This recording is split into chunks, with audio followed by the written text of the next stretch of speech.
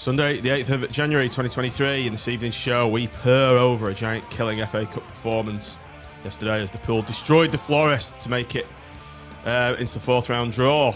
We'll also be discussing the tremendous news that Josh Bowler has rejoined the club on loan to the end of the season, and also the signing of Morgan Rogers. And I'm John Aspinall, and this is the Seaside's podcast match reaction show, FA Cup special, Blackpool 4, Nottingham Forest 1.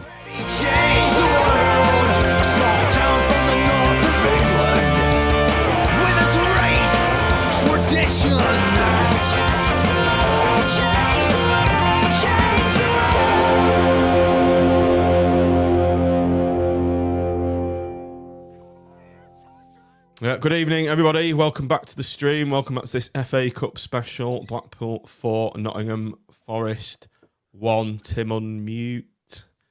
As Salty's just said there, UTM fecking pool. Absolutely, Nick. And we'll want from one Nick to another. Nick, what a great day at Bloomfield Road. Brilliant. We sat together as well, didn't we? Which made it all the more pleasurable. Yes, well, stood up at the back of the West, yeah. It was fantastic. Did not see it coming, I have to say. Funny story for the room and the pod in general. Nick's obviously hurt his back slightly, been given these tales of woe that he can only stand up, and he's in much pain all the time. Oh, my back. And when CJ Hamilton rifled in that third, he was like a 14-year-old in the surge squad in the South Paddock. Isn't that right, Nick? Funny how a wave of emotion gets rid of all the pain. Well, I'm suffering for it today. I'm actually when I'm moving, I'm fine. It's if I sit down for over half an hour, it's very painful. So I may be doing a bit of a stretch routine halfway through. We'll see how we go. I've taken some extra painkillers before we came on, so excellent. We'll Mitch, we had a very brief encounter in the Phoenix Club, didn't we? I was looking for you after I got my pint. We said hello at the bar, and I was looking around, and you'd gone. I thought you'd fallen into a hole or something. No, I was what occupied. Happened to you? I was occupied. I was chatting to Andy Porter. Were you? I thought you might have been. Yeah. Hi, Andy. We got to meet Andy, didn't we? It was good to meet Andy. And I took delivery of this after all the grief I gave Sean in his time on the pod for being a football hipster. I took delivery of a 4th Division German shirt from him to wear proudly because I'm not a football hipster at all, which was very good of Andy to sort out. Well, you are now. You can sport that. Should be sporting it this evening. I am. Which team is it? Kenny Leipzig. East DDR champions 1966, I think. He's out German footballed you there, Tim. Yeah, I know. But and of course, what he'll say is that they are the original Leipzig side, unlike there's them and Locomotive, and Locomotive are a bit too fascist for my liking. Whereas Chemie, they're good. They won the league in 1960s, and they've got a huge terrace behind the goal, and they still get about 8,000, even though they're in the 4th tier. Sounds a bit like Blackpool, don't they? Yeah. Successful in the late 50s, early 60s. Yeah. Pretty Huge mad terrace. match days look good. Yeah. I shall go one day. Welcome, Howard Turner. Yeah, met Howard on the nice, positive power walk down Bloomfield Road after a game. So, yeah, hi Howard. Good to meet you. Tim, it's always a good stride in your step after the game. And David Coleman there has just said, how about make this a moaning-free pod? Well, I think it wouldn't be the pod if we didn't have a moan, though, would it? Maybe not as moan as much. I think that's as good as you're going to get there, David. I think there was plenty to moan about in the actual performance, particularly with some of the defending, but we'll come to that. But first up, as ever, we'll bring up the team sheet, which was Chris Maxwell, Andy Lyons making his debut, Marv, John Thornley, Hubby, Sonny Carey, Charlie Patino, Shane Lavery, Ian Poveda, CJ Hamilton, and Jake Beasley. Tim, come to you first. What stood out for you on that team sheet, and what did you think of it? Well, I think we spoke about it on the last pod, didn't we? With Conley being suspended, despite what Michael Appleton said previously about Andy Lyons not being anywhere near I will come back to this no doubt during the pod. Nowhere near match fit. I think I actually listened back to the last pod this afternoon, and I think I'd said something along the lines of, well, he's going to have to get match fit a bit quicker than he intended because he's about the only right back we've got. And so it's great to see him start because he's an exciting. He's been hanging around for a while now, hasn't he? And kicking his heels, waiting to get involved. So that was superb.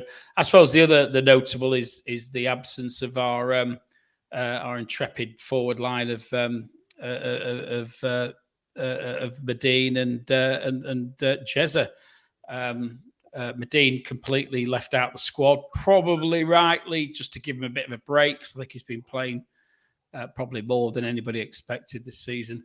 And Jez, as we spoke about on the last pod, was rested that game as well, and is probably needed a bit of bench time.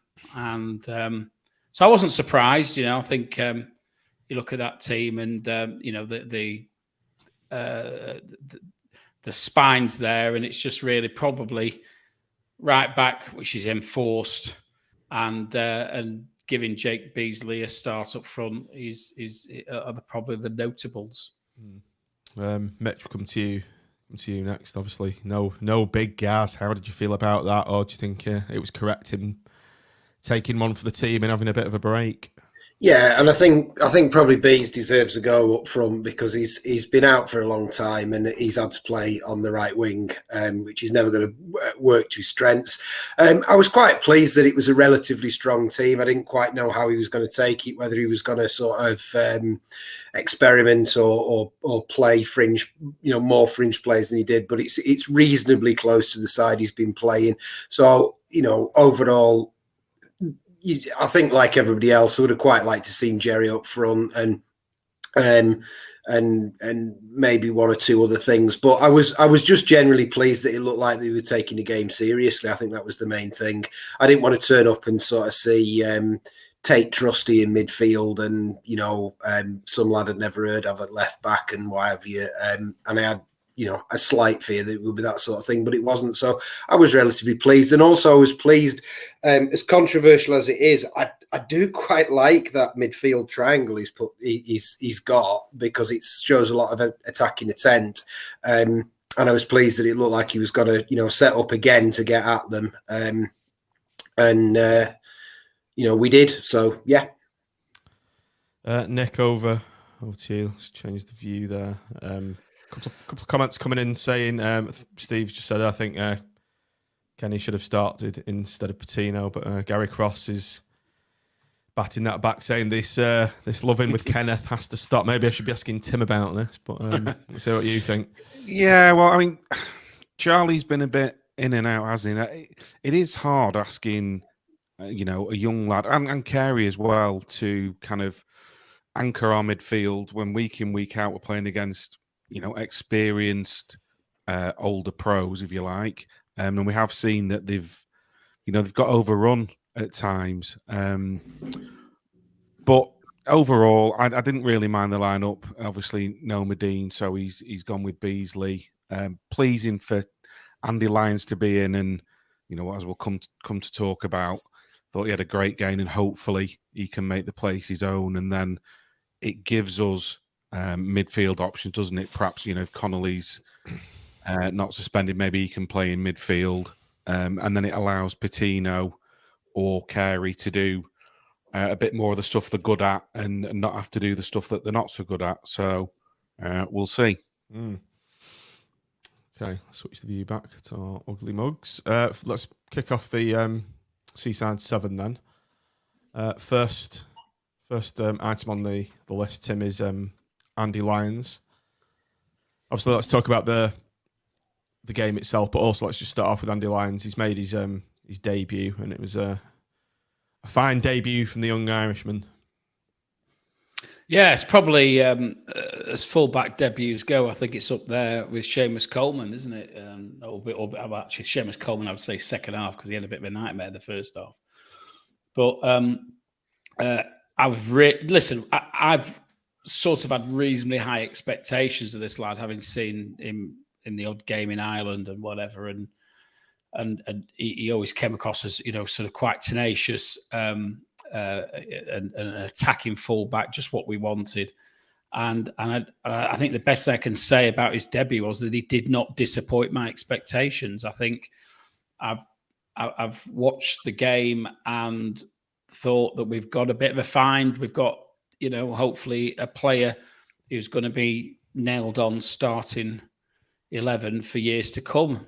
And that can only be good news for us and good news for him as he, you know, makes the move across from Ireland and playing in the big boys league. Absolutely. Mitch, your thoughts on Andy Lyons?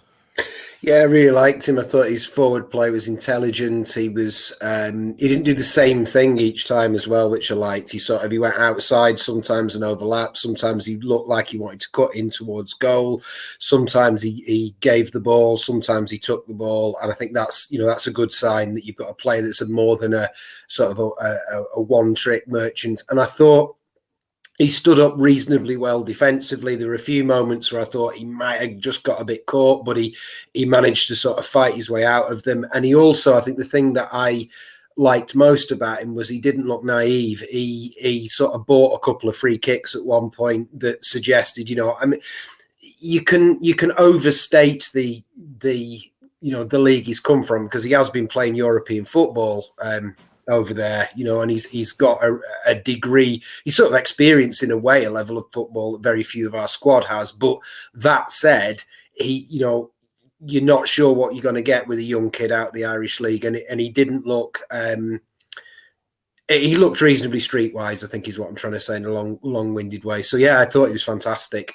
It's a very niche thing that Tim's picked out there, which is the rank of young Irish fullbacks debuts in a Blackpool shirt, isn't it? Is that a stat? Is that a thing? I'm trying to think of what other Irish fullbacks we've had beyond him and Seamus. But... Kevin Sheedy. He wasn't young, though. Less than yeah. I'm sure there's some more Irish fullbacks if we think about it, guys. Yeah. One for the chat. One for some stato. Where's he when you need him? Dead to us now, isn't he? Not going to mention his name anymore. Even though I've made that Gary Medine montage for him. Marco Davies. I don't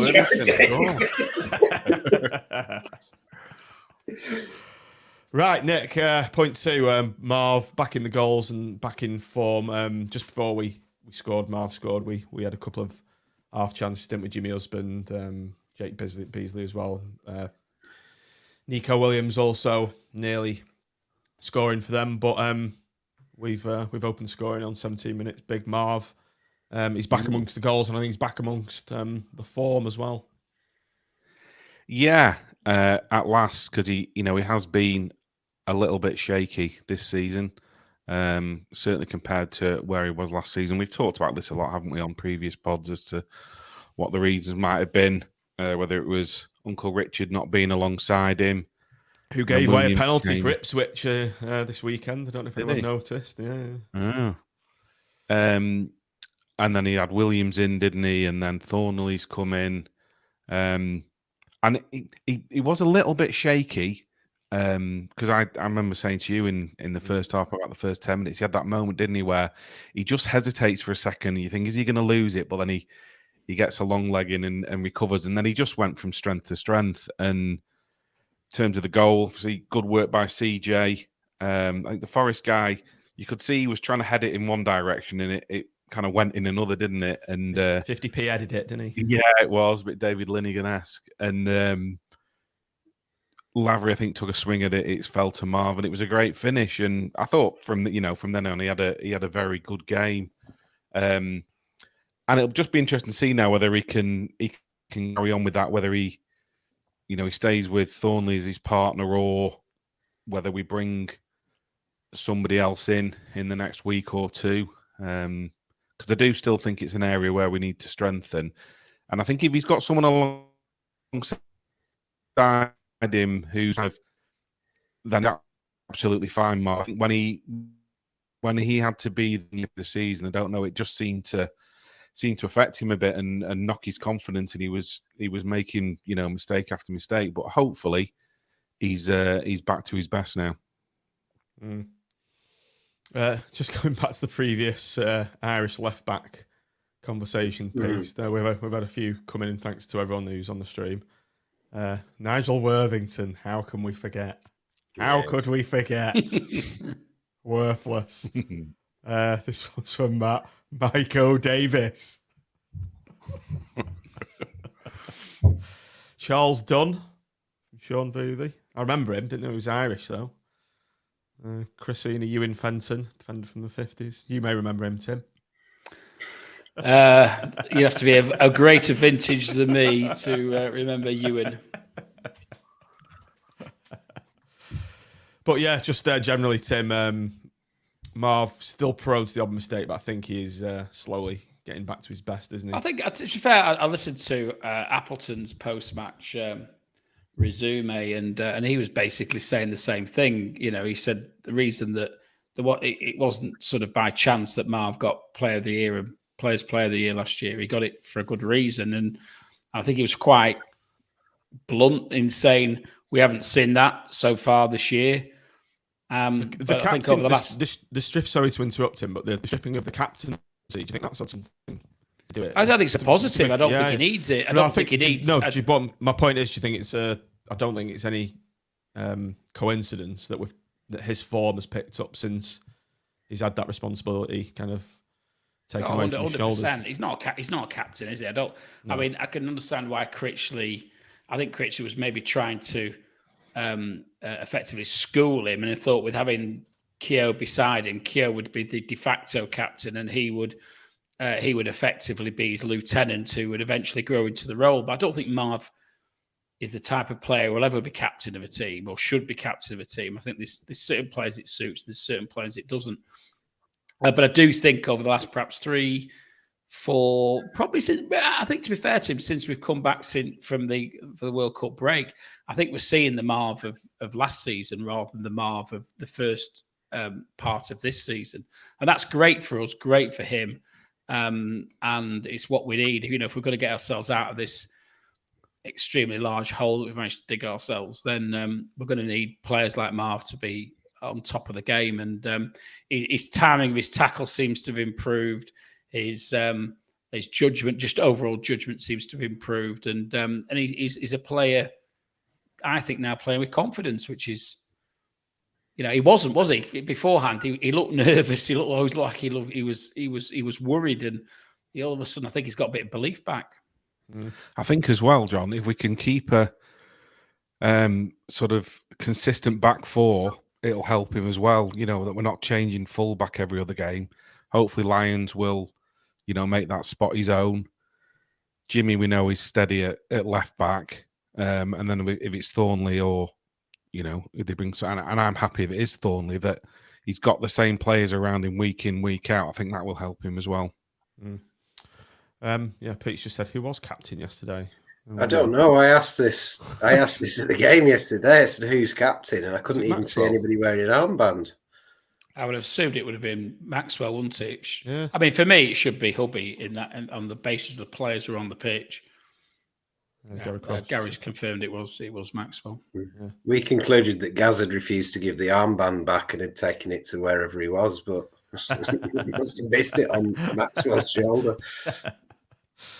So Matt, we've gone 1-0 up, but the next subject of our Seaside 7 I've titled Sturridge hat trick of misses. Is it Sturridge or is it Sturridge? Sturridge. There. It's Sturridge. It's Sturridge. Sturridge, have I? Right, okay. Yeah. I only say it, John, because I always want to call him Sturridge.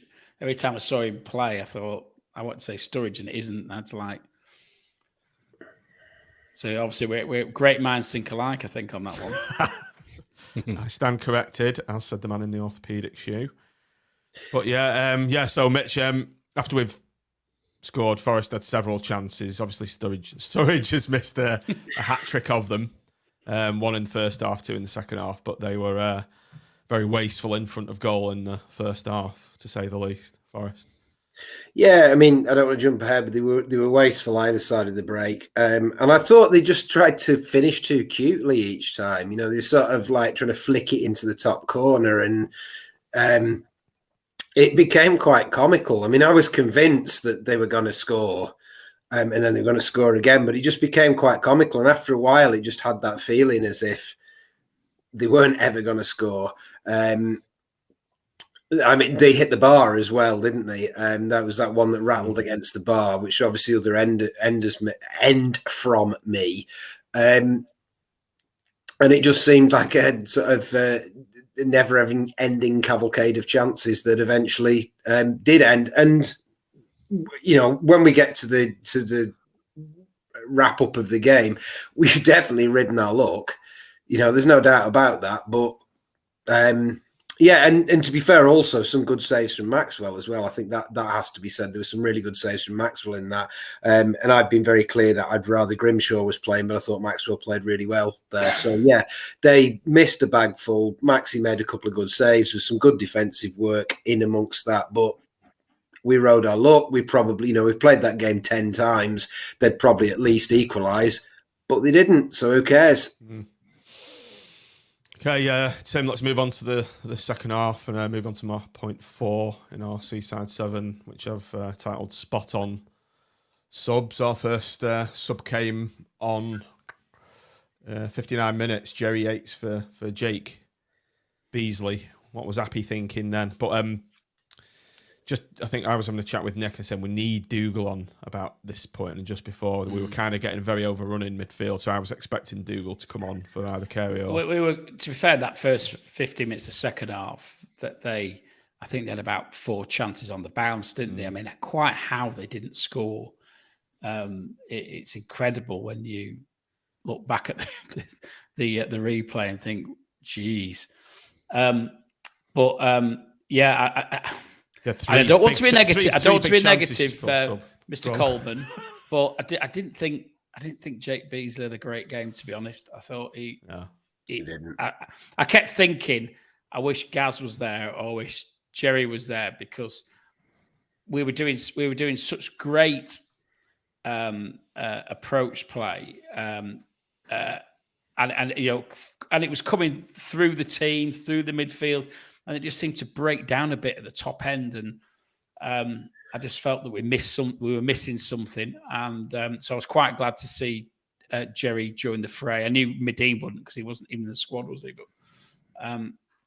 But and I think probably that enforced rest has done Jerry a little bit of good. It's probably helped him recharge his batteries. Like a lot of them during our injury crisis, he was playing a lot of football.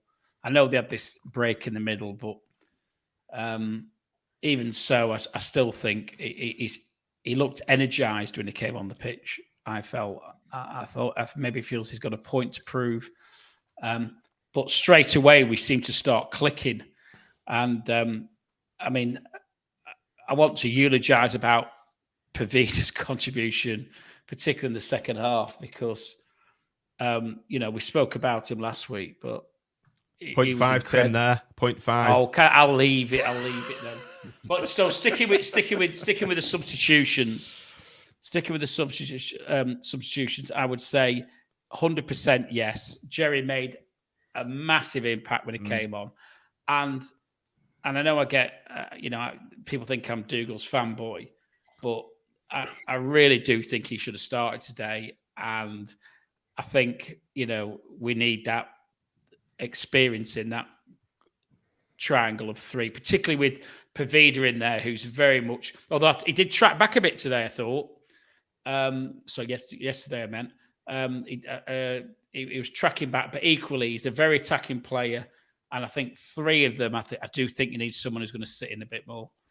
His tracking back's always patchy, though, isn't it? I mean, he does it, but he doesn't do it with the consistency, perhaps, that you'd want from a rigid system. If that Poveda. Yeah, well, I mean, the Thornley sending off at Hull came from him messing around when he should have, you know. So, thing is, with someone like Poveda, you get what you get, and you've got to. It's a little bit like with Bowley. You've got to accept some of the defensive frailties that come with a player that's going to excite you in the way that he's going to excite you. But I still think, and I think as soon as Dougal came into that midfield, I think it looks a lot more solid because for that first 15 minutes, we were getting seriously overrun. It was one-way traffic, and those 2 substitutions flipped it. And for all the criticism we levied last week about the fact that Appleton was too slow to react. I mean, we could argue he was too slow to react this time because they could have had 2 or 3 in that first 15 minutes of the second half. Without a shadow of doubt. It is a very fair point, that Tim. Listen, I watched it. We were lucky, really. We were lucky not to be 1-1. And there was 3 of them in the second half. There's 3, and all of them were like absolutely nailed on. They should have scored. So we have to count ourselves quite fortunate. But he changed it, and we improved, massively improved. So every credit that he actually did it, and he did it at a sensible time. He didn't leave it too late. Nick, as I just said earlier, we were both clamouring for Kenny Dougal to come on and just bolster the midfield and just stop the tide, and stop the tide of Forest attacks. The substitution did come on. Check my notes. I think it's 50. Kenneth Dougal came on 68 minutes, placed Charlie Patino. But obviously before that we had Ian Poveda with some Poveda power, but very ably assisted by Jerry Yates. And it was one of those moments where you hold your breath, you suck it. When Jerry got through, played Poveda in, and it was like his feet were going 10 to the dozen, and waiting for the ball to leave his feet and waiting for it to hit the net. And it was kind of a long time coming, wasn't it? But it was pure joy when it did go in. Well, he'd actually had that shot just over before, hadn't he? Where he broke forward and it just kind of skimmed over the top of the bar. But yeah, it was a mistake from Williams, I think, from Forest, wasn't it? Who kind of set Jerry up. Jerry did brilliantly, ran at the defender, a few little step overs. You're wondering what he's going to do. Rolled it across to Poveda, and I wondered if he was going to hit it first time.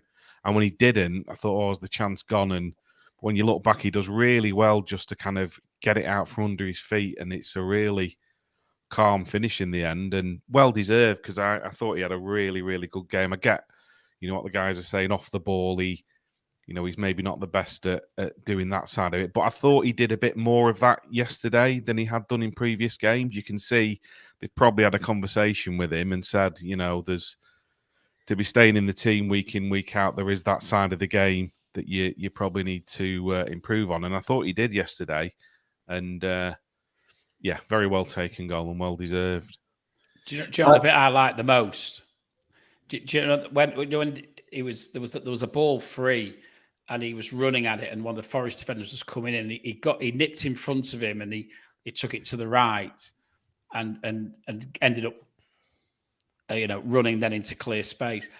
And he just reminded me, and I said it on AVFTT last night, actually. He reminded me, and I know there's not a lot of footage, and I never saw him live before anybody, but he reminded me of Tony Green, the way he was just a little guy with fast feet, buzzing about. It was just running at players right down the middle, and doing the positive, bringing positivity to the performance. That normally it goes out to the wing. You look to the wingers to do that type of stuff. But when you've got somebody who can do it through the middle, like Charlie did, and like various other players have done in previous years, that's when you can have a real impact. And I think Pete's mentioned moving him inside has been a revelation. And I think the opposition don't know how to deal with him, because he is a box of tricks. And I said the biggest compliment, I'm not saying he's as good as Tony Green. What I'm saying is he reminded me, and we've only seen, there's only the West Ham footage, I think, and a bit of Newcastle footage actually showing how good Tony Green was. So I'm sure some of the guys in the chat, Matt, will have seen him play live. But he just reminded me of the way that he ran at players. Mitch, what I really liked about that goal from Poveda was Jerry's intelligence of when the ball was played through to him. He's got his back to goal, but he's just let the ball do the work, run through his legs almost, and just come onto the ball rather than taking a touch and slowing the whole move down. And as Tim said, for him to come on at that stage in the game, the Forest players must be thinking, what the hell's going on here? Because he can go either side.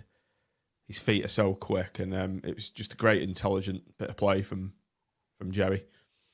Well, yeah, I mean, there were two things that I think stood out. There's been a massive clamour that Yates must play number 9, and I don't disagree that Yates should play number 9 at least some of the time. I think, to me, it depends on circumstance. It depends on where you're up, what defence you're up against, and so on. But there were two things that really stood out in his performance for me before he got that goal, which we'll come to later. One was exactly what you've just described, was the awareness of creating the chance, when a lot of other strikers would have seen that as a chance to have a shot themselves, and probably had a fairly tepid shot at the near post, and have all clapped, and gone, oh, good effort, but actually he sort of made a decent chance into a nailed on goal. And the other one was, I can't remember if it was before or after, was when he was back in the fullback slot again. So even though he has been, it was coming out from a corner and he was harrying one of their wingers by the touchline.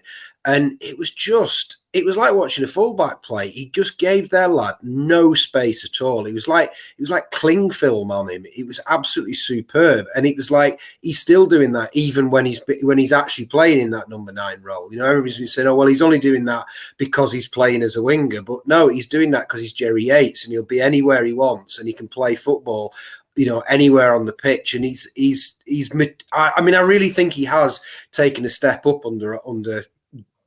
whether it's his own maturity or whether it's the management he's got now, I don't know. But I really do think he has taken a step up, even compared to League One, Jerry. I think there's a level of footballing nous about him all over the pitch that I think is fantastic to see. And I'm glad he's back in form. Should have named that Yates Power, really, shouldn't I? We started, but Tim, let's talk about Jan Poveda's just general performance today. We'll touch on the player ratings, but I know you wanted to have your say about his performance. Yeah, I'll just open up with think of Bowler and Poveda at the same time. But well, I mean, as we've got so many attacking options now. We've also almost got an embarrassment of riches, haven't we? But I think we have found the person who can properly play that number 10 role. And I think one of the guys said, I can't remember, it was on here. I think it was one of the guys in the chat, wasn't it? Last game, said that they're up in the lounge, and Poveda reckons he hasn't hit his true form yet. So if he hasn't, that's incredible, because I hope. I don't know whether Leeds have got an ability to call him back, and if they want to either use him or sell him. But if we can keep him to the end of the season and we can keep him fit, he's probably, and I would say this even above Bowler, he's probably the player who could have the most impact on whether we stay up or whether we don't stay up. And I think that's as high a compliment I can pay to him based on his performances.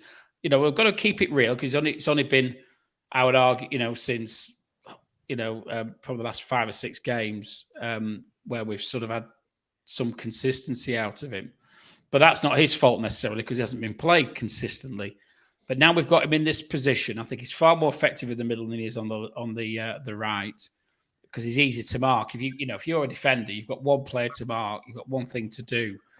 But where he is now, he can pop up all over the place, and it's very, very difficult for someone to pick him up and man mark him in the same way that you can do when you're a left back marking the right winger. He's scoring goals, he's setting up goals, he's creating chances. Nick alluded to that chance just before the goal he did get, and that was so close to being in. It was dipping, and another yard back, and it would have been in, I think. And exciting to watch. Hopefully Bowler's going to re-find his form as he comes back to us. But we've got players potentially on all sides of the pitch who are going to get us out of our seats, and that's what we need at Blackpool, because, to be honest, it's been a bit stale, and we need the team are going to need us, and in order for us to really do our bit, we've got to be excited. And I think people are excited now, or at least starting to get excited about the possibilities as to. I think you said, didn't you, on Twitter yesterday? It's almost like the season starts now. We've got half a season, and we're going to have to basically, we've got some massive games coming up, and we're going to have to do, we're going to have to. Everybody's going to have to pull in the same direction. And I think any talk about getting rid of Appleton, I think you've got to forget about it, because we've got to work with what we've got, and change of manager at this stage could be catastrophic. It'll upset the apple cart, Tim. Where's that sound effect? I think there's one more point on Poveda, which is that I think that's the first time he's put 90 minutes in. He didn't fade yesterday. In fact, if anything, he started quietly and grew into the game, which is the first time I've seen him do that. Even last week, where I thought he was sensational, he fizzled out a bit after about 60 minutes, but he was still going. He put the crossover, didn't he, for the Jerry's goal on, what was that, 87, 88 minutes, and he's still going, and that's really good to see as well, that he a player that can do it for 90 minutes. Pete said, Mitch, Matt, after reading your blog, it looks like Gaz is yesterday's love. Would you like to elaborate on what Pete's talking about there? No, for those who haven't read your blog yet. Poveda is just a Christmas toy. Gaz is for life.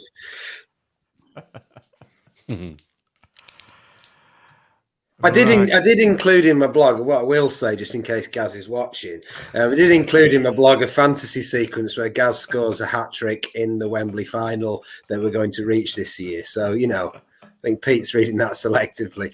I can't eulogise about Gaz when he's not playing, can I? That would be getting weird. Maybe he gave some sort of sterling halftime team talk and G'd them up.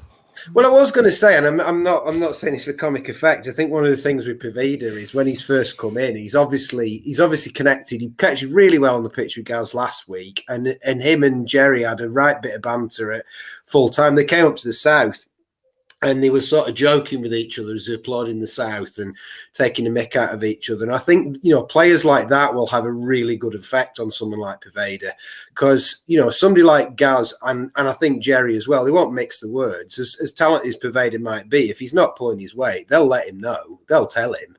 And I think that, him becoming part of the group is probably as significant as any coaching you can give, because I think we have still got that unit where if you want to be part of that group, you're going to have to pull your weight, It was interesting. In Appleton's post-match interview, he was talking about Poveda, and he was mentioning that he was an intelligent man who made some sort of very relevant observations to other players that he felt was providing an element, it was a positive influence on the team. So he's obviously only quite young himself, but there must have been, he didn't elaborate as to what it was, but presumably either on or off the pitch, he's speaking to various players and saying, do this or do that. And Appleton's clearly seeing it as a positive. So, it sounds like Poveda's sort of really buying into being with us and trying to make a contribution off the pitch as well as on it potentially as well, which is nice to hear. So it really singled it out, which I thought was interesting. Okay, Nick. Number 6, the Renaissance of CJ. Yeah, I thought he was great yesterday. The thing is with CJ, we can have games where he'll do 70% of stuff that frustrates you and 30% that's brilliant. But yesterday, he just, you'd look at it and say, we have got all these attacking options now, but can you drop him? He took his goal fantastically well. He was up and down the wing, again, off the ball, chasing back, harrying their players. I thought he was brilliant. It's just, will he do it? If he stays in the team, will he do it in the next game and the next game and the next game? It's that consistency, isn't it, that we haven't necessarily seen. But even if all he's doing, is coming off the bench with half an hour to go, and stretching the game. It's another brilliant option for us to have, isn't it? But yesterday he was absolutely fantastic, and that goal, I mean, brilliant ball from Kenny over the top. Although going back a bit, it was a brilliant ball from Poveda, wasn't it? Leanne did ask that you mentioned that specifically, Nick. By the way, the ball from Kenny did specifically request that we talk about Kenny Dougal's contribution. Yeah, it was a fantastic ball. But going back, it was Poveda's ball in, wasn't it? That Jerry just didn't quite get hold of. Yeah, it's ended up on the far side with CJ. He's taken it back, knocked it back to Kenny, made the run, and it's a brilliant chip over the top from Kenny. And I'm wondering what's CJ going to do, and it sits up, and he just absolutely smashes it into the corner. Fantastic goal and well deserved. It was really, really, really good performance from him yesterday. Tim, it was just kind of the overall performance as well, I think, because as Nick said, it wasn't just the goal. I know you've been a bit of a critic of him, but he's made you eat your words a bit today. Yeah, yesterday. To be honest, I would go as far as to say that his goal was probably one of the best goals of the season. It was an absolute rocket, wasn't it? That technique to keep it down hard and low and right in the corner is it's not easy. Yeah, I think the ultimate issue will come when we see what Rodgers can do and what Bowler can do, how fit Bowler is. Excuse me. And it'll be about consistency with him. If he's going to nail down a starting place, and I'm not sure that he will be able to show the consistency that's needed to do that. But do you think, as Pete's just said there, Tim? He's emphasising on the left against Preston. He played on the left, and yesterday he was on the left. The last two, I got to say, the first half. We don't really talk about his second half performance against Sunderland, but the first half against Sunderland and yesterday were both superb. I'm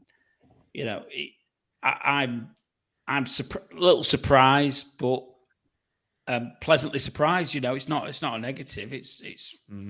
Geez, where did that come from?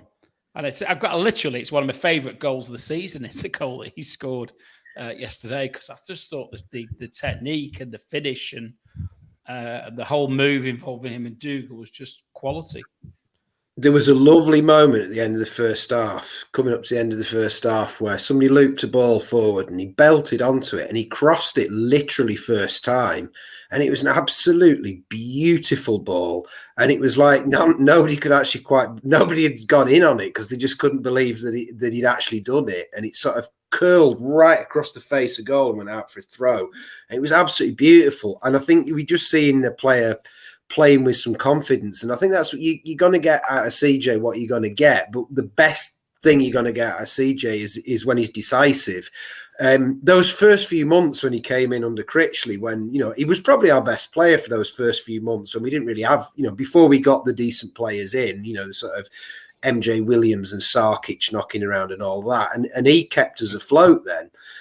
And he scored goals like that where he just cut inside and smashed it home.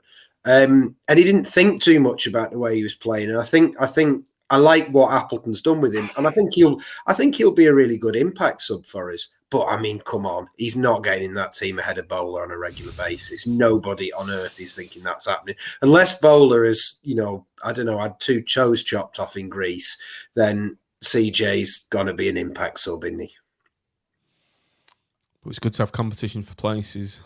Yeah, and he probably will keep the shirt, because I can't imagine Bowler being fit, and I can't imagine Rodgers being that match fit either. To be honest, he's not been playing very much, has he? Yeah. Just to the room then. 3-0 up, Dreamland. 4-0 up. It was like pinch me. Corner's been swept in, and Jerry's popped up, Nick, hasn't he, to send the North into pandemonium, and you up and down 4 rows of the terracing seating area where we were. Never seen you so animated in all your life. I know. It was, I couldn't quite believe it. Short corner, wasn't it? And I mean, how often can we say we've scored from a corner? because normally we take a corner and it's up the other end 10 seconds later with the opposition very nearly scoring. It's like our corners are normally more of an opportunity for the opposition than they are for us. Taken by Poveda, by the way. Yeah, it was. And Jerry just kind of swept it in on the half volley, didn't he, underside of the bar? And I was thinking, right, surely we should be okay now, because you never know with Blackpool, do you? You know, got to 3 and I'm thinking, right, yeah, we've a chance. Thompson came on, didn't he, and nearly gifted them a penalty within a minute of being on the pitch. Straight away. I thought that was a pen as well. It was right in front of me. Yeah, obviously it was up the other end for us, and we all kind of looked at each other and thought, how's he not given that? And obviously we've not seen a replay, but he was wrong side of him, wasn't he? Yeah. It's one of those, I think if it's VAR, it gets given. I just thought the ref couldn't be bothered with the game. You know, it's over and he just couldn't be bothered. 4-0, there's no point, yeah. I know we talk about Appleton's demeanour on the sideline, but I thought Cooper's demeanour all the way through the game was... Okay, nicely segueing in, Tim. Appleton and Cooper, point 7, where you go. You can tell I haven't properly looked at the Seaside 7. I did scan it, but I forgot what was on. Can't get the staff these days, you know. Write these things up, send it to them, jump in the gun. I did read it. You've nicely segued yourself in there, Tim, so continue. Yeah, what I was basically saying is we've been very critical of Appleton being sort of statuesque and hands in his pocket and giving off a negative vibe. But every time I saw Cooper yesterday and I'm watching it back again today, he looked like he was chewing a wasp all the way through the game, right from the beginning. And I've sort of seen his post-match. Someone said teeth like a vandalised graveyard. But he said afterwards, and I think it had some veracity in that he was talking about at 2-0 we'd given up, and when actually we created loads of chances and there was still 25 minutes to play. And the reality was they had created a shed load of chances, and any other day they would have scored 2-3, and it'd have been a very, very close game. But he looked miserable as fucking sin on the sideline, and that's exactly how we've been criticising Appleton for looking on the sideline. And I just found it quite interesting to really notice it from an opposition manager. Because if I was one of the players looking over towards the bench, I'm thinking, oh Jesus Christ, you know, it's like didn't seem to be any attempt to encourage at any stage in the game from him, from what I could see. Anyway, that's my observation. The reason why I brought up Appleton and Cooper, I'll start on Cooper. Post-match, it was just basically a rant of how bad Forest were throughout. What Tim's just said, just picking on a lot of negatives from Nottingham Forest, but not once did he give any credit whatsoever to Blackpool. Sometimes, you know, you've got to say, all right, we've had our chances, but at the end of the day, we've taken our chances. They haven't. You just sometimes say, you know, well done to the opposition, congratulations. You know, maybe the best team didn't win, but it was just all negative, and not one, you know, like well done Blackpool, which I thought was quite ungracious.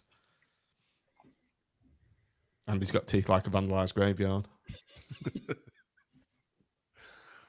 It happens, though, doesn't it? It shows a lack of class, really, doesn't it? Yes, lack of class, Tim. That's it. Lack of class. No, I don't care what they say anyway. Never listen to the opposition manager. Why would I bother? They don't manage us. I actually saw Appleton claim a throw-in, so, you know, he's getting a bit... He's getting animated. I tell you what has to be said, though, to be fair, it has to be said that he's not had a great week, has he? His lad's been ill. His lad's been in hospital, apparently, Appleton. And, you know, and apparently I think his lad's still in hospital. So, to turn up and manage us and everything, he's had a lot of stick off a lot of people. But, you know, you can't question his commitment, because I don't think if my lad was in hospital, I'd be turning up. and in front of a bunch of people who sometimes don't make me feel very welcome. So I suppose you got to give him some credit for that as well. To sort of turn up and coach a decent performance under those circumstances is admirable. There was a very faint Appleton. Is that what you were going to say? Are you reading the notes now? Are you reading the notes now? No. You liar. You liar. Yeah. He's reading the notes. He said Appleton in chance brackets very faint. I heard him. He spoke the brackets out loud.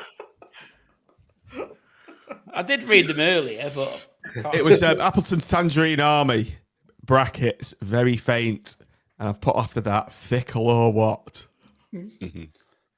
Or is it just the voices of the people that don't want Appleton to leave the club?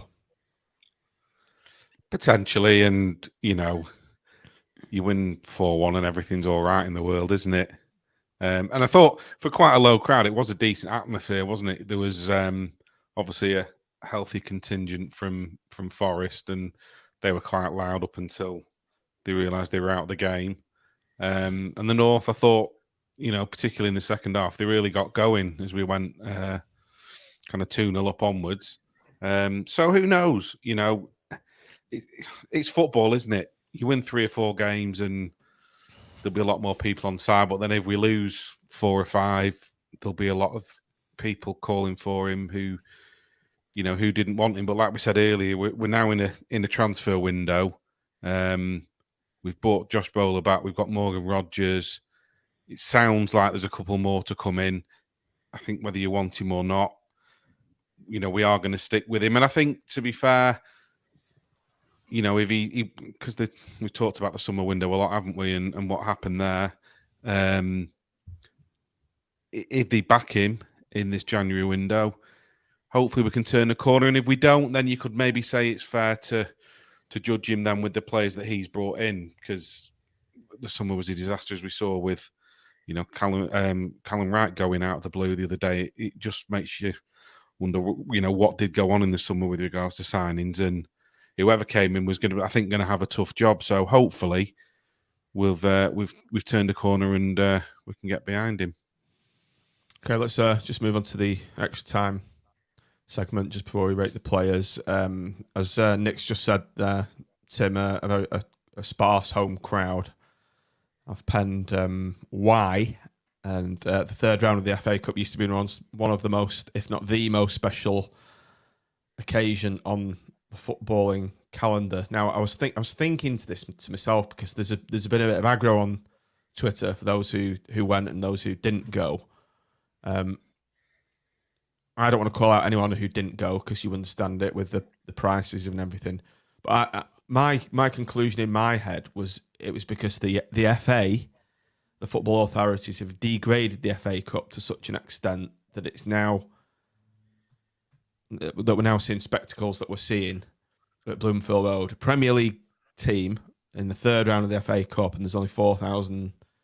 I didn't go yesterday. I think you know that anyway, but you probably didn't want to call me out on it. But I don't mind saying I didn't go.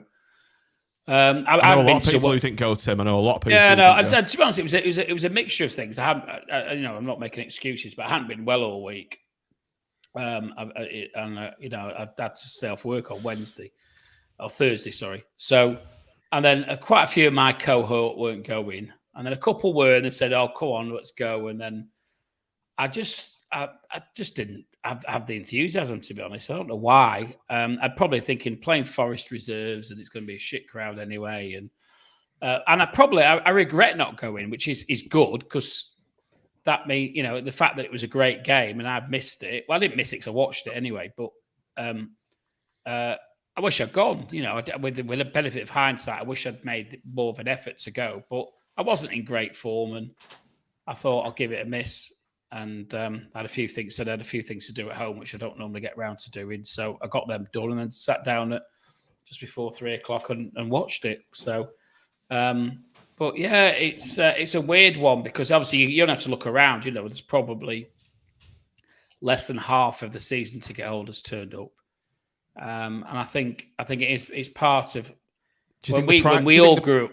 Do you think the pricing was off from the club? Well, I think what we've seen is I think was it Preston who had £10 a ticket and they didn't have much more than us.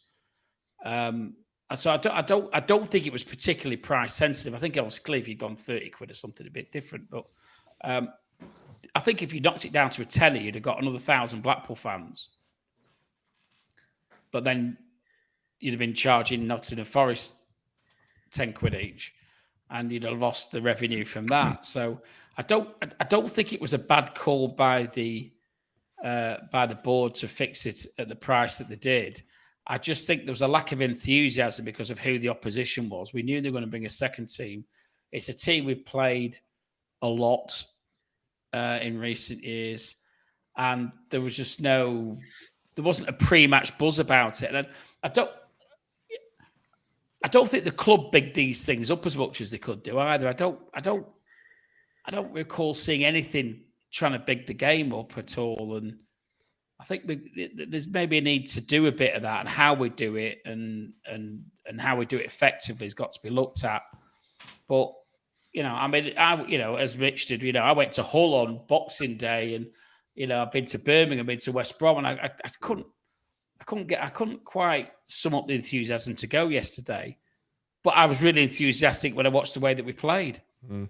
But there's a lot of people. There is, Matt says there's a lot of people. Everywhere I go, there's people ill.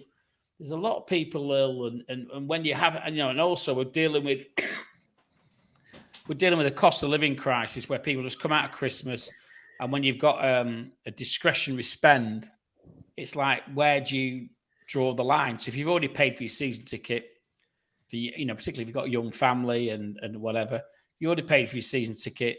You think, right, well, I'm going to that anyway because I've paid. But then do I pay another £80, £70, £80 to go and watch a game where, listen, our recent FA Cup history is dreadful. We get knocked out virtually at every third round stage that we participate in. So I can see why a lot of people didn't do it. Anybody who lives a long way away, are you going to spend all that money coming up? Some will, some won't. But I'm saying it's in this particular weird environment that we've got at the moment, with everybody having to pay double what they should be doing for the fuel, and just coming off the back of Christmas, and with us knowing it would be Forest, it's Forest's second team. I think the combination of all that and the fact that we've been playing pretty dismally, haven't won in 9, you can see why some people thought, keep my money in my pocket and I'll save it for a game I really want to go to. Wasn't historically as well, if you went back, I don't know, to the prime of the FA Cup, wasn't the third round always included in your season ticket book? I was going to say that. Who remember those? That wasn't on the notes, John. Yeah. Who remembers those little vouchers you could pull off your physical season ticket, the cup games? There is an argument that they maybe should have done that. That's got an impact. But what you said before at the top about the way the FA Cup's been devalued, you only get £2 million for winning the thing. So, that's worth less than it is. That's worth less than finishing one place higher in the Premier League. It's worth a hell of a lot less than promotion. It's worth a hell of a lot less than staying in the Championship. And you can see why teams don't take it seriously. And unfortunately, that's, we are, what are we now, sort of 30 odd years into this sort of Premier League era of football. And that's what football fans look at now, isn't it? A lot of football fans will say, it drives me mad. A lot of football fans will say, I've seen Blackpool fans say things like, and fair play, they can have that opinion, but say things like, well, I don't care. Even if we won the cup, I don't care because, the most important thing is staying in the Championship. And frankly, that's insane, isn't it? What would you really say that it would be better finishing 20th in the Championship than winning the flipping FA Cup? Would it, heck? It'd be amazing to win the FA Cup, but that's not the way even a lot of fans think now. It's all about those incremental league positions, and particularly in the Premier League, it's always about, you listen to 606 and there's these incredibly dull people ringing up talking about, well, we finished 10th this year, so that's £7 million more on last year, which we hope we can and that's just not what football should be about. Spreadsheet football, Mitch, as we have discussed on this podcast in the past. And football. You can deride it, but it's the reality of football, unfortunately. And I think it's a mixture of all those things. It's exactly what Tim said, and I think, I mean, this is a very dull example, but my lad eats quite a lot of yogurt. You can't feed him enough yogurt. He just won't stop eating yogurt. And 2 yogurts cost £4.50 of the type he likes. And a year ago, it cost £2. That's the reality of life at the moment, isn't it? That's just one thing. It's not even fuel, that. And everything's way more expensive. And unfortunately, football ain't getting any cheaper.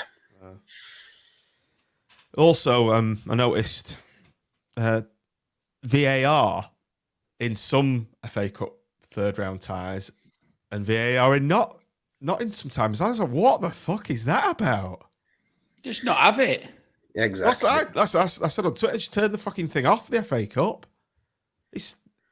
How is that consistent? How is that fair? The Wolves game last night, I mean, that's just been rumbling on, hasn't it, with people going on about that bloody VAR decision. And either way that had been given with the naked eye, people had just shrugged and gone, oh, well, that's what it is. It's not made the game any better. They want to keep the magic of the FA Cup, turn fucking VAR off for a kick-off. It's just not level. I don't shop at Harrods. That's how much it was at Sainsbury's. In fact, I don't normally shop at Sainsbury's. I normally shop at Aldi. I was going to go Fortune. I was going to go Fortune and Mason. Big yogurts. Anyway, Mitch, you can talk, Tim. We all know the only reason you didn't come was because the luxury lounges were shut on Saturday. Oh, Tim in Moretti Lounge, it was overflowing with sausage rolls from the pork shop. I believe so. Yeah. Oh, was the Moretti open? The Heineken was shut. So I must have banned the staff from coming in and eating them all. After I whinged about it this week. They are minging those pies, though. Just let's get that out there. Pork shop pies at Bloomfield Road. I don't get it, because if you go into the pork shop in Poland, not great from there. Not that I do, but I people sort of say, well, they're all right, But cottage bakery all the way, Bloomfield Road. But I did say to the guys on the marketing team at Blackpool, I said it's pretty hard to ruin a pie, but somehow your staff are managing to do it.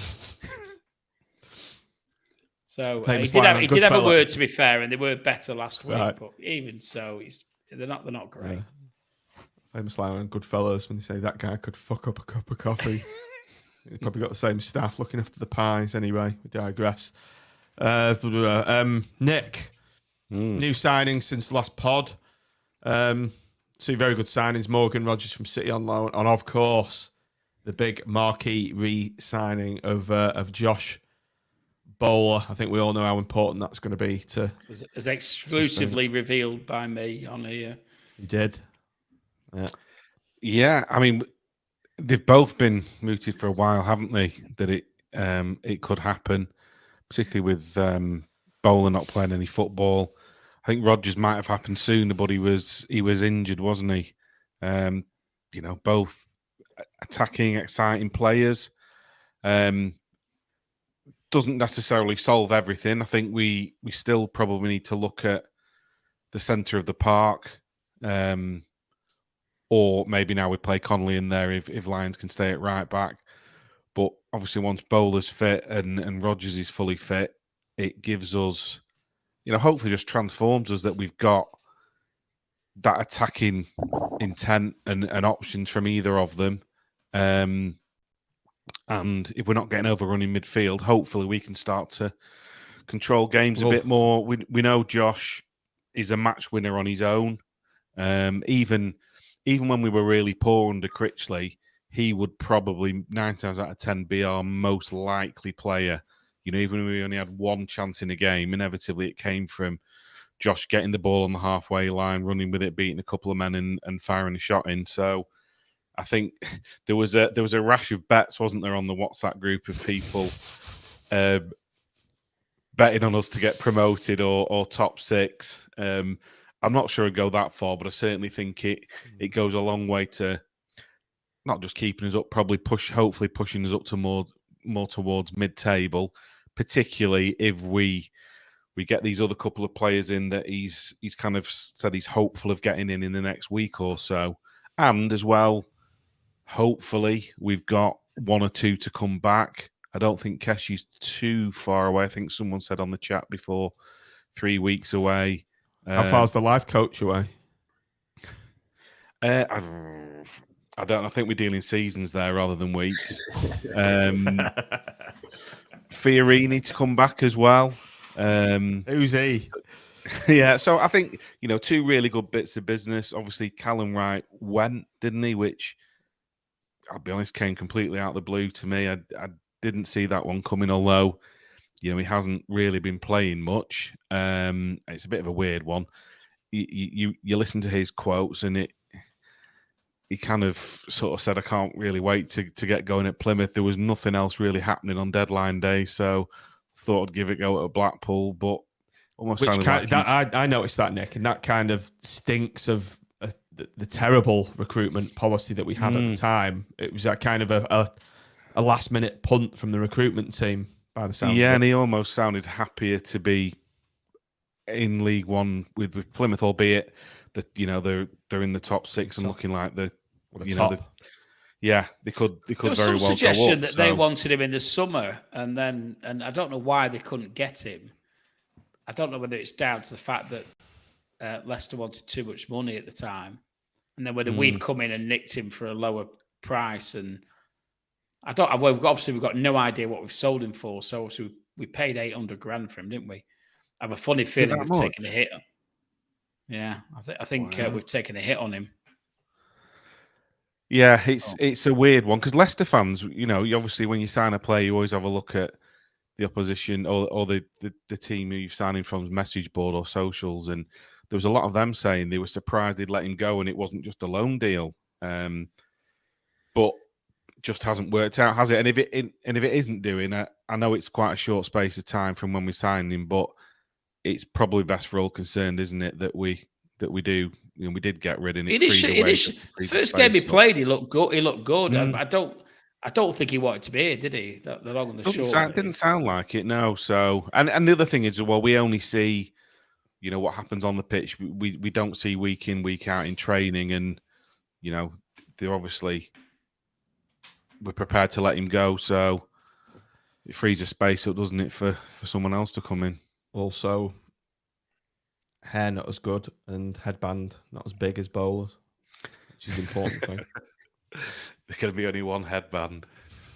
One of my under 10s, big Blackpool fan, Jacob Kelly, if you're listening, rocked up with a headband on our match on Saturday, even though he hasn't got very long hair.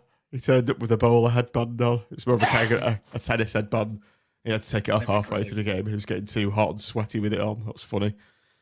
Mitch, as Nick's just said, it'll free up Callum Connolly to actually play in Callum Connolly's position, which is just sat in front of the front two, protecting the back four. So the back two protecting the back four. That'll be really interesting to see him in that position, and it could free up Kenny to play a bit of a more attacking midfield role as well. So that could be really interesting to see. Well, in my head, we're not going to be dropping Sonny Carey, so that's a moot point because Dougal's not going to be playing. If Connolly's playing, sorry, Tim. I agree with you. I don't think he'll play both of them. No, I can't see him playing both of them. Look, I think Connolly there is a good asset to have. I do think, I know I'm doing a Tim and reading the notes here, but where you on the notes you've got what do we need? I think probably if I could have one player and one player only, it would be a player that would both shield the defence and run the game from midfield. I think Connolly will shield the defence very effectively, but I'm not convinced he'll run the game from midfield. He's not necessarily got the greatest passing range in the world, has he? I think if you really wanted to make those playoff bets seem, realistic, I think if you could plonk a fit Kevin Stewart in there, or that sort of player, somebody with a real brain, then that'd be good. But yeah, I think Connolly will be, if we don't get that player, Connolly will be a good step up, and will shield the defence effectively, and bring that bit of muscle into the midfield that we could well need, that will work for either Carey or Patino alongside him.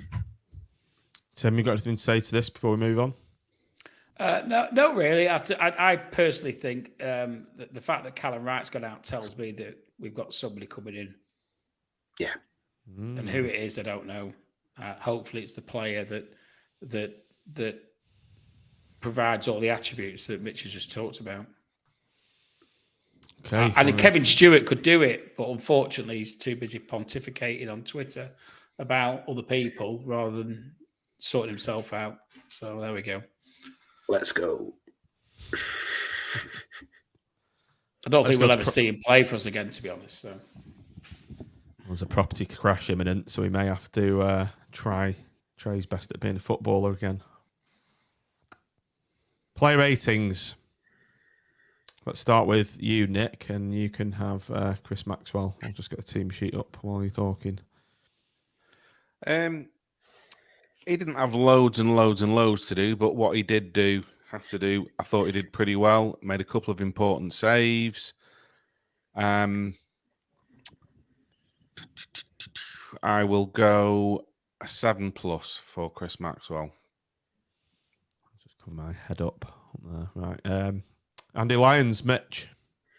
Tough one, isn't it? Because it was his debut, and you sort of want to go completely. He was really good on his debut. I'd say 8+ would be about right for him. I thought he was excellent. I mean, I've already said it. Haven't he? Got forward well, creative, stood up pretty well. But it was a solid debut, wasn't it? It wasn't jaw dropping, was it? He didn't sort of like, it wasn't a 10. So I'm going to go for an 8+. Yeah, it wasn't the Seamus Coleman debut, but he was up there. And that's Seamus Coleman. That's another Irish fullback. How can we forget? We didn't forget because I mentioned his first half against Crystal Palace, he got skinned. Yeah, it was the second half he found his feet and he was brilliant after that. I've had 2 drinks. That's my excuse. Is that you already in the comments, John? Yes, he agrees. Should be in bed. He's in bed. On his iPad. Naughty boy. Do you know, it's funny, you think your kids when they're young is like they can't talk or speak or type anything. I find it strange in communicating in English, even though he was 9. Anyway, Big Marv, who are we on next? Tim, is it?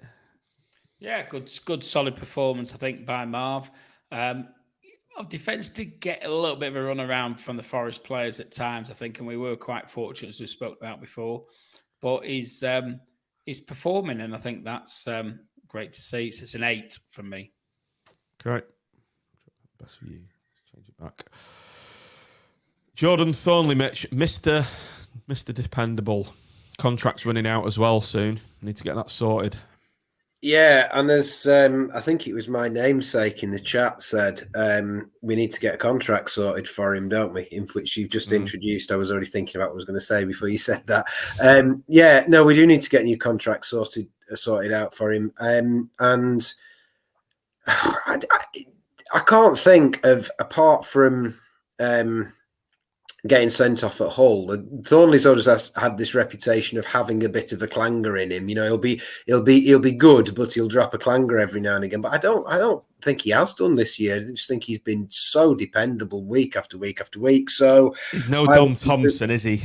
He's not a Dom Thompson, no. And he's another player of that ilk that I really like, who makes the most of what he is. He has to read the game. He's not that quick. He's not the biggest centre back either. But he's better than his physical attributes would suggest, and I like that sort of player. So, what did we give Marv? Can I just, before you give your mark, can I just remind you that when he shoved the Forest player into the hoardings, and then looked away all angelic as if he hadn't done anything. So I think he gets an extra half a mark just for that. What did you give him, Marv? 8. 8. So I'll go with an 8 for Thornley as well. I think that's fair. I think the pair of them were pretty much the same. Okay, Tim, you can have Jimmy Husband. Yeah. Top 4 in the FOT Mob ratings. Sorry? Top 4 in the FOT Mob player ratings. All right, okay. If you say so. I would say. Listen, for me, he's Mr. Consistent. I think that first Sturridge chance. Sturridge, not Sturridge. Sturridge. Yeah, Sturridge. The one that went into the side netting when he came to the right side. I think was it Hubby got skinned for that. But whoever it was got absolutely roasted by him. But I think overall, he's a solid performer. He's a voice on the pitch. He's whether he's got the captain's armband or not, he's performing a captain's role, and I love him. I think he's brilliant. He's quite a good guy to have a good chat with as well. Solid game yesterday. 8. Sonny Carey, Mitch. Oh, sorry, Nick.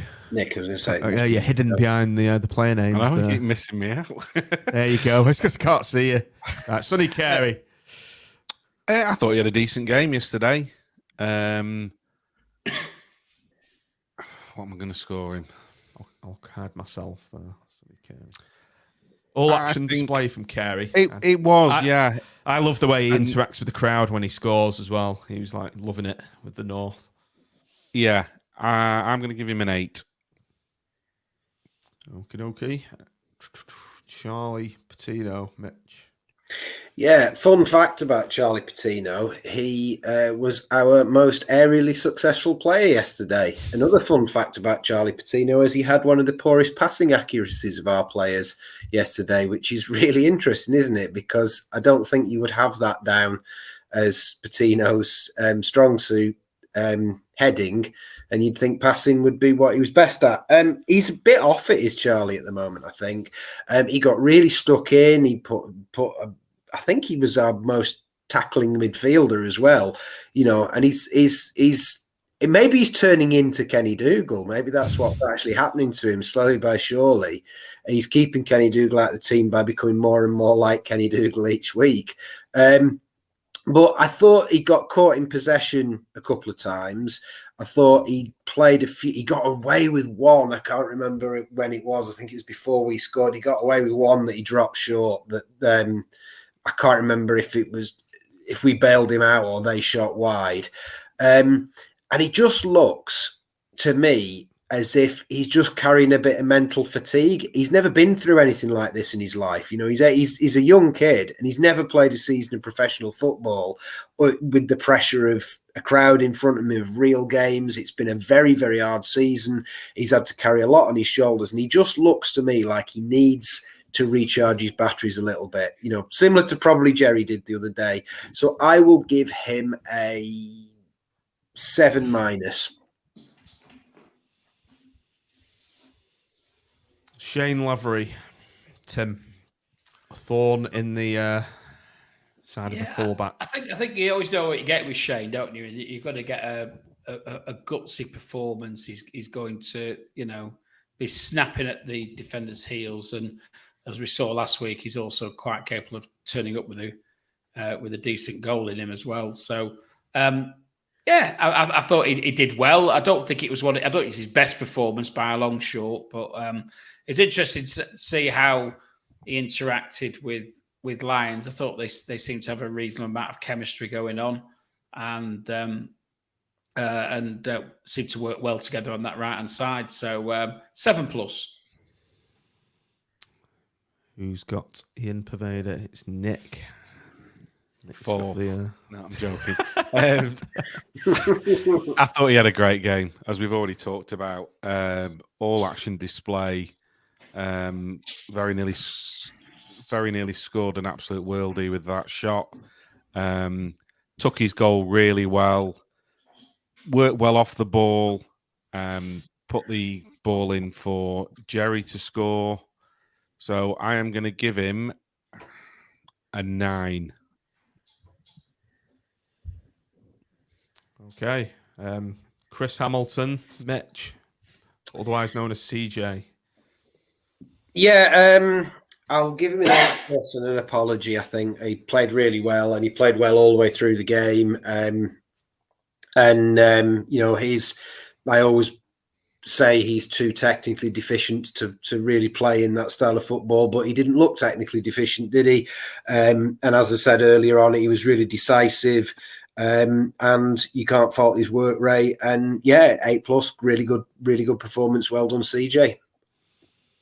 To wrap things up, Tim, Jake Beasley, someone in the comments said a loan spell at a first division club will do him good. He was our weak link yesterday, and there's no point in beating about the bush. I think I was looking forward to see what he could do when he came back from his injury, and I think, and we've seen it with other players, to be fair, where the injuries have had an adverse impact on them. Look at Lavery, for instance, we just spoke about before, where it took him quite a long time to find his feet again when he came back, and I'm just a bit concerned he's not quite at the races for Championship at the moment, and I'm being kind and giving him a 6. A lot of the comments are saying 5, so that was player ratings. I was thinking 5, but I thought, he's not been very long, and I don't want to be too harsh, but I didn't even, you wouldn't even known he was playing in the first half. I never saw him get involved at all. Well, you get neither the pace of Jerry D or the strength of Gaz. It's sort of, he's just got like in between the two. And yes, he's more mobile than Medine, but he was getting into the challenges, and then he was coming out second best quite often.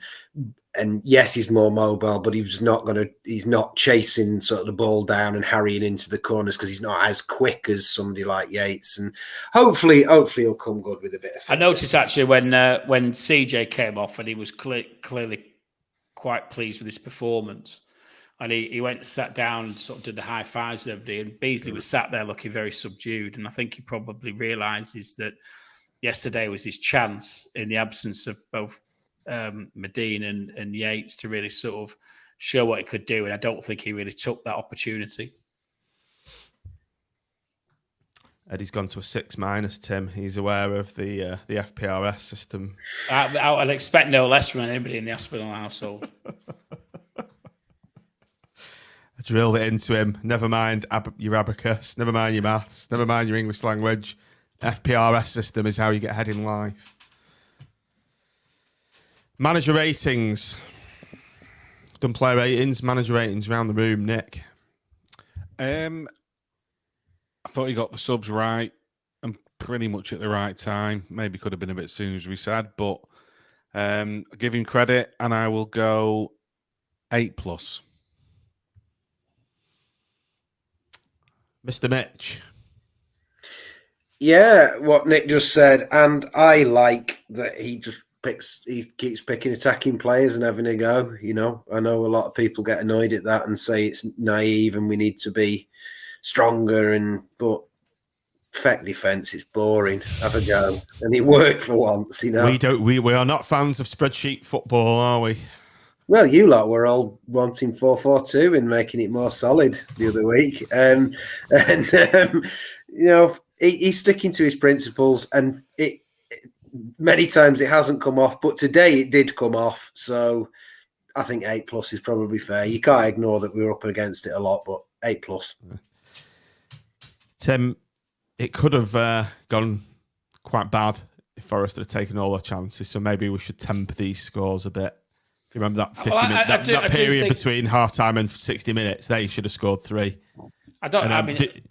Surrey should have brought Dougal on before then. He should have brought Dougal on when that was happening before it. Yeah. So I think we just got lucky, actually. His hands up. Yeah. What? I'm going 7. 7. Yeah. I think that's fair. I'm going 7. Right.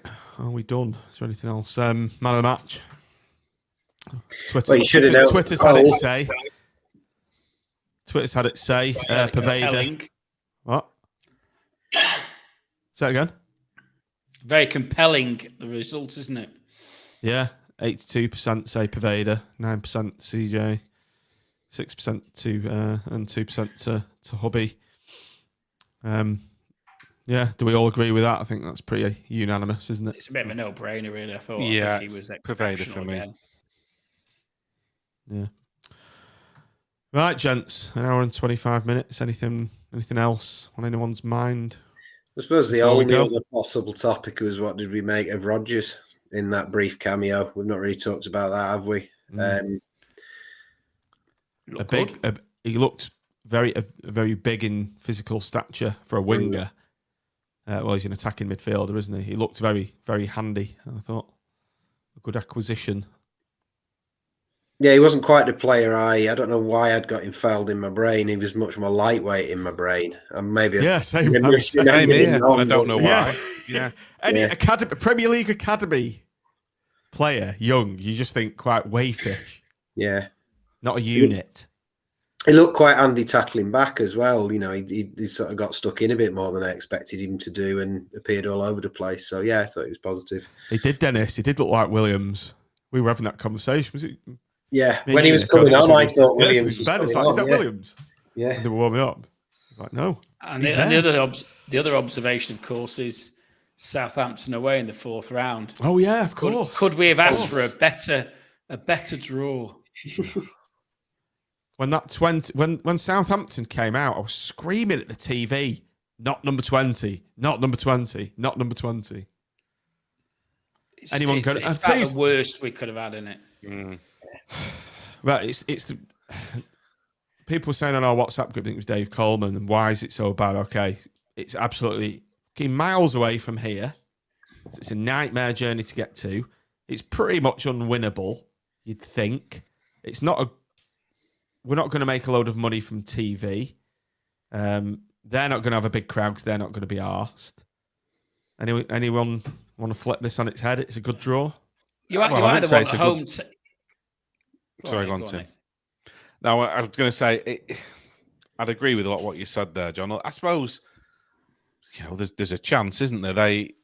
They'll be focusing on probably trying to stay in the Premier League. They'd been on a poor run, hadn't they? I think they lost 6 in a row or something. So there's a chance, but like you said, I think did we not play them about? Under Holloway, when we were in the Premier League, they were League One and we still lost to them. We got them away. Did we not play them in? Yeah, and we got beat. I think I went to that. Yeah, and it's a hell of a trek, isn't it? And yeah, we probably won't win. And it's just annoying, isn't it, when you have such a good performance yesterday, and we were talking about, Blackpool and cup runs, and there's not been many of them in our lifetime. And it'd just be nice to get a decent home draw. Preston get Preston almost do it year on year. They've got Tottenham at home. Tottenham away would be a great one because obviously it gives them a new ground. But they've had Liverpool, they've had everybody, and it's just like the only time we've had a decent draw is when we're all boycotting when we got Arsenal.